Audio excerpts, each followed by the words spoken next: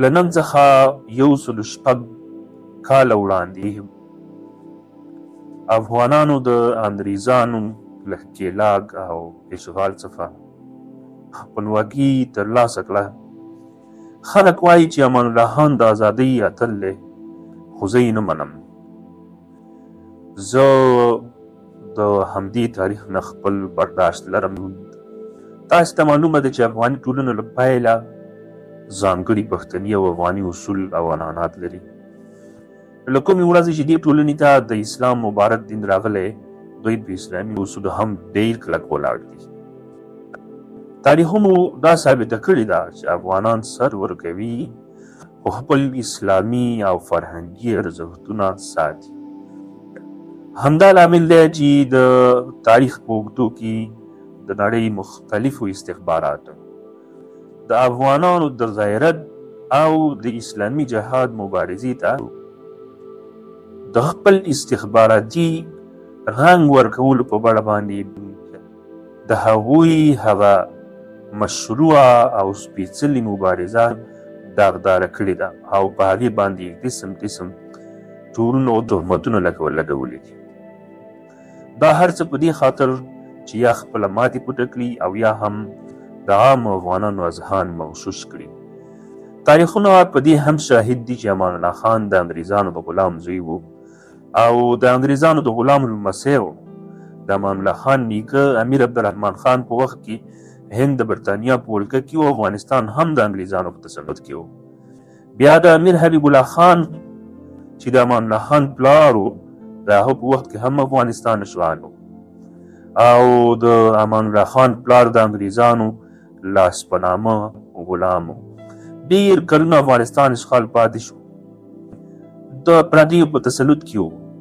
د امیر حبیب الله خان په وخت کې انګریزان په لومړي جنګ جهاني کې ښکېل شول، خو حبیب الله خان په لومړي جنګ جهاني کې د عثماني خلافت ترڅنګ ونه درېدل او بې طرفه پاتې شو. تاریخ لیکونکي بیا د حبیب الله خان دا بې طرفي یو ښه اقدام او لاسته راوړنه بولي، خو زما په نظر دا هم یوه لویه بې غیرتي وه چې د نړۍ د مسلمانانو سره یې کوله او ترڅنګ یې ورسره ونه درېده. انګریزان د لومړۍ نړیوالې جګړې له جنګونو ډېر ستړي شوي وو او په عین وخت کې د افغانستان سخت وضعیت هم اندېښمن کړي وو. نو غوښتل یې چې افغانستان پرېږدي، خو په داسې شکل چې د دوی له تګ وروسته هم افغانان د آرام ساه وانخلي. د خپلو دوو غلامانو چې مخکې مو ترې یادونه وکړه، د فرزند امان الله خان سره یې پروتوکول جوړ کړ. هغه داسې چې امان الله خان به د افغاني ټولنې فرهنګ نه و، هغه عنعنات او اسلامي ارزښتونه له منځه وړي او په ځای به یې انګریزي کلتور رایج کوي. په داسې حال کې چې امان الله خان مخکې له مخکې په همدې فکر روزل شوی او ساتل شوی و. اکثره وخت به ارومبا کې په بهرنیو سفرونو کې به و. دا بهرني سفرونه اکثره وخت د مشر د فکر لپاره ډېر خطرناک ثابتېږي.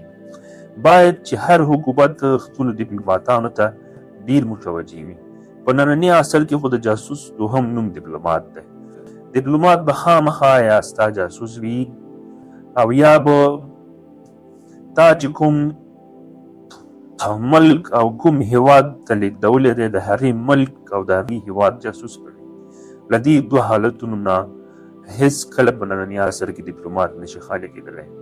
په هر صورت د امان الله خان په بېلارۍ او سیکولري فکر کې او د امان الله خان د اصلاحاتو په نوم افساداتو کې چې فسادونه یې کول، د محمود طرزي او د هغه د لور ملکه ثریا پوره لاس درلوده. تاسې کولی شئ چې د دوی دواړو په اړه هم تاریخ وپلټئ او دوی وپېژنئ چې دوی څوک او همدارنګه کومې سیمې چې انګریزانو په خپل سر پلورلې وي هغه به هم همداسې جنجالي پاتې وي. دا و د امان الله خان دندې چې د اتلولۍ په بدل کې ورته انګریزانو وسپارلي. همداسې وشول. امان الله خان د ګنډۍ معاهدې له مخې پاچا شو. انګریزان ووتل امان الله خان د ازادۍ اتل شو، خو امان الله خان ته په خپله ورکړل شوې دنده کې ډېره عاجله وه. د خپله دنده په تدریجي ډول سره ترسره نه کړه. د علماو سره دښمنۍ څرګندونې، د ښځو ازادي او بې حجابي، اروپایي فرهنګ، سیکولریزم، د ده د ښځې او کورنۍ په لباس کې اروپایي فرهنګ ښکاره کېدل او داسې نور ډېر څه چې امان الله خان پرې اقدام وکړ او دا اقدام یې ډېر زر وکړ او د دې د عجلت او سرعت لامل همدا شو. څنګه مې چې په لومړي سر کې یادونه وکړه، افغانان سر ورکوي خو خپل ملي او اسلامي ارزښتونه له لاسه نه ورکوي. بالاخره د امان الله خان په وړاندې افغانانو په دې نوم پاڅون وکړ چې ګوند امان الله خان یو بېدینه او د اروپایي فرهنګ لاروی پاچا دی. په مقابل کې د جهاد او پاڅون حرکتونه تر دې حده ورسېدل چې امان الله خان وطن او واکمني پرېښوده او له هېواده ولاړ. بعضې تاریخونو بیا د افغانانو پاڅون او جهاد د انګریزانو هڅونه او دسیسه بولي، لکه څنګه وي چې مخکې مو ورته اشاره وکړه. خو زه وایم چې په عین وخت کې امان الله خان د انګریزانو د غلام زوی و او د ده حکومت یې په رسمیت پیژندلی و او هغه څه یې کول چې انګریزانو دنده ورکړې وه. نو بیا څنګه انګریزانو د امان الله خان خلاف دسیسه جوړول غوښتل؟ انګریزانو که د امان الله خان په څېر حکومت په افغانستان کې نه غوښتلو، نو آیا د ملایان حکومت یې غوښتلو؟ سبا ته به د تاریخ لیکونکي دا هم ولیکي چې د ناټو خلاف 20 کلن مقدس جهاد د روس او نور استخباراتو په لمس روان او اوس خلک دا هم وایي چې د روس په مقابل کې مقدس جهاد د امریکا لمسونه او دسیسه وه. موږ به یې ورسره منو؟ نه، هېڅکله نه. د خپل اسلامي او ملي ارزښتونو د کوبټلو په خاطر افغانانو هر وس او په هر میدان کې میړانه ښودلې ده او همدا وجه ده چې نن افغانستان په نړیواله کچه د خپلواکۍ یو مثال دی. په هر صورت د اشغال خاتمه او ازادي دا یو نوی افتخار دی او د انګریزانو نه د ازادي د امان الله خان په وخت کې اخیستل شوي. په همدې یو ټکي امان الله خان د ازادۍ اتل دی، خو زه یې نه منم. همدا د تاریخ نه زما برداشت دی. نن د انګریزانو نه د ازادۍ 106 کلیزه ده، بیا هم د انګریزانو څخه د ازادۍ ترلاسه کول د ټول افغان ملت ته مبارک وي. الله جل جلاله دې نور زموږ هېواد د پردیو له اشغاله وساتي.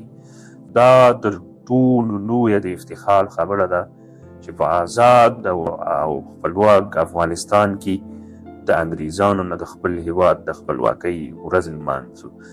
موږ د دې 40 کلونو په ترڅ کې ولیدل چې اکثره وخت به زموږ هېواد د یو اشغالګر له لوري اشغال و، خو بیا به هم دغې ورځې ته موږ د ازادۍ ورځ ویل په داسې حالت کې چې موږ به محکوم وو. خو نن لله الحمد موږ خپلواک یو، د نړۍ په سطحه داسې خپلواک چې مثال نه لري او د دې مبارکې ازادۍ د ورځ یاد راتازه کوو. دا ډېره د افتخار خبره ده. الله تعالی دې وکړي چې زموږ په خبرو باندې د چا خوا نه وي درنده شوي، خو البته زموږ په اند او زموږ په نظر دا یو حقیقت دی چې کیدلی شي چې زموږ نظر او زموږ اند غلط هم وي. که چیرې غلط وي موږ ته دې الله تعالی بښنه وکړي. والسلام علیکم ورحمة الله وبرکاته.